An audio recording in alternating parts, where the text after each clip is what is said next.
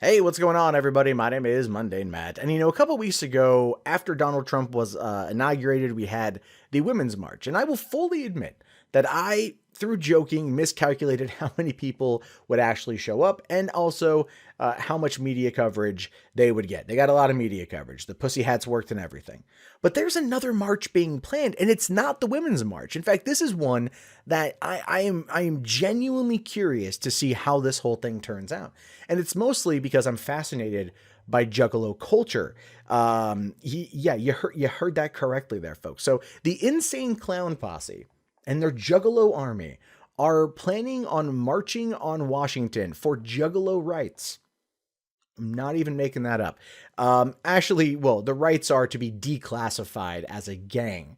Back in 2011, the FBI basically said, hey, Juggalos are a loosely affiliated gang, and they put them on an official list. And Insane Clown Posse themselves have been trying to get rid of that classification because they view it as wrong and incorrect. And, while people have done horrible things while wearing clown makeup, it doesn't mean they're all bad people, and so on and so forth. But they actually sued the Justice Department and failed.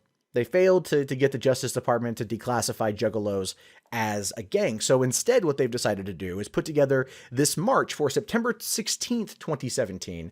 I don't think they're calling it the Million Juggalo March. I don't think they have that many fans that would be willing to make the trek to Washington, D.C. in September during probably what's going to be the hottest week of the year there, right around that time. And it's, yeah, fucking Septembers are goddamn horrible there. And that's what they want to do. But they said here that we've tried using the American judicial system to achieve justice and we failed. So on Saturday, September 16th, 2017, we are taking the fight to the streets, literally. So this particular march was planned well before Trump became president, and it will start at the Lincoln Memorial and wrap around the Washington Monument. So basically just staying in the Washington Mall. Fans who march with the Juggalos are promised a free concert afterwards. That's kind of like their incentive to show up, which I'm not going to lie is probably not the best thing on the planet because the organizers of this, ICP themselves, they're basically saying, look, if you guys are not wanting to come out here to protest really horrible gang classification, then stay the fuck at home. Right? Just stay home. Don't come. They say here, to be sure, this is not a party, gathering of the Juggalos, or frivolous social event. This march is a serious, peaceful public demonstration, which just that last line there, serious, peaceful public demonstration, says to me that the Juggalos have definitely fucking done a 180. All right. I remember back in the 90s when ICP dropped the Great Malenko album. And that was I still like that album to this day. And Juggalo culture was was kind of growing, right? I met Juggalos at the time. I never once called myself a Juggalo. I just happen to like some of their music. And, and then you hear stories about Juggalos that are killing people and drinking blood and performing weird rituals. And then, you hear about the gathering and all of these kind of crazy things that happen out there in the Midwestern wilderness, at the gathering. But a couple years ago, a documentary came out that kind of turned my opinions on it a little bit. And that was called American Juggalos, a 26-minute documentary shot at a gathering. I want to say 2013, maybe 2014, maybe 2012. Doesn't really matter. But the people who made it went and interviewed people who were there, and they were asking them why they were there and everything else. And pretty much it all boiled down to one key element, and that would be family. That'd be family. So the entire idea behind, and maybe this is just the narrative this documentary was pushing, was that people who feel like they're social outcasts, people who feel like they're disenfranchised, that find kind of unity and common ground through Insane Clown Posse and the type of music that they produce and that they put out there. They come here and they party, they hook up, they do drugs, they do it all in a contained area, and they just have fun. And is there anything really wrong with that? The answer is really no, there's not. If no one's being directly hurt. Now, in this documentary, you see somebody trying to literally spray paint his face with real spray paint.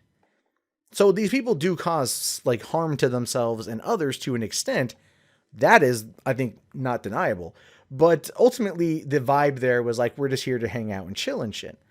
But see, then unfortunately, you get people like the Annabelle Lotus situation. And I think Annabelle Lotus, given the fact that that was well documented and well talked about for some time, for those of you who aren't aware, Annabelle Lotus is a juggalette who was so overweight that when she got pregnant, she didn't even know she was pregnant. And then she kept drinking and smoking and everything else, and she ended up having a miscarriage. Or no, she ended up like finding out she was pregnant when her water broke, and then the baby died, which is very tragic. And then, you know, she got like a little Juggalo coffin for the child, and they held a funeral service for it. And her boyfriend or fiance, or it doesn't matter, you know, like they were out decked out in their Juggalo gear, and they named her Annabelle Lotus based on ICP. I'm not even kidding you. But the whole crazy part about it was that she calls into a radio show, an online radio show, and she starts talking about how this whole story. And then like the DJ is like, oh my God, this is fucking horrible. And then she's like, yeah, but like, you know, where's my merch and shit? So she's calling to complain about not getting merchandise and using the story of her dead baby as kind of as a way to, like, you know, bring about guilt and everything else. And it's a very interesting story. And again, just go on Google, Annabelle Lotus, find the Encyclopedia Dramatica page and watch that shit, because it's interesting, to say the very least. So yeah, this is a particular march I'm going to be really paying attention to, because I want to see what happens. I want to know what is going to happen next. Are they going to be able to do it? Is it going to be large numbers? Now, offering a concert at the end is definitely incentivizing people to come out there and march with them. But the question here is, how many people who are juggalos, I mean, self-identified, self-proclaimed, wear the makeup juggalos, honestly going to give much of a fuck about this overall? See, to me, a lot of people out there, from what I have read, even though I don't feel it's necessarily a correct classification of the Juggalo identity, if you will, people out there kind of like it. It gives them some street cred. Like, yeah, I'm a Juggalo,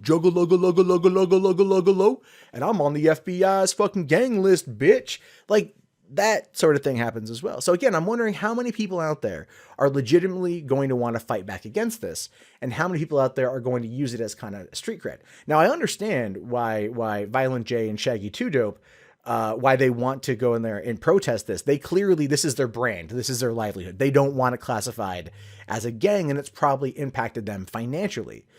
So I'm wondering if they're going to be using that as an argument, like, no, this has impacted us greatly. We don't believe like this. I mean, ever since the Miracles song came out, I haven't listened to anything ICP has put out there. Occasionally, I still go back to watch Miracles just because I like the facepalm.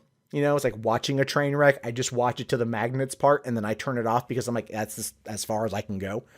But I'm just wondering, like, you know, is this is this actually a march to clear their name for business purposes, and the identity of Juggalos, or versus the identity of Juggalos? And then the question I leave to you, actually. So I really want you guys to write your thoughts down in the comments about this. Do you think Juggalos and Juggalettes and Juggabronies, or whatever the fuck, like, are they a gang? Is it just a dumb classification? Is the FBI up their own ass about this? Do you think that the Million Juggalo March will actually take place? And if so, how many people will show up?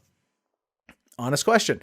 If you guys liked the video, toss it a thumbs up. If you're new here, hit that subscribe, and check back daily for new content. For me, if you want to support the channel, links below in the video description, Patreon, Amazon affiliate sales, all that stuff really does help me keep this thing going.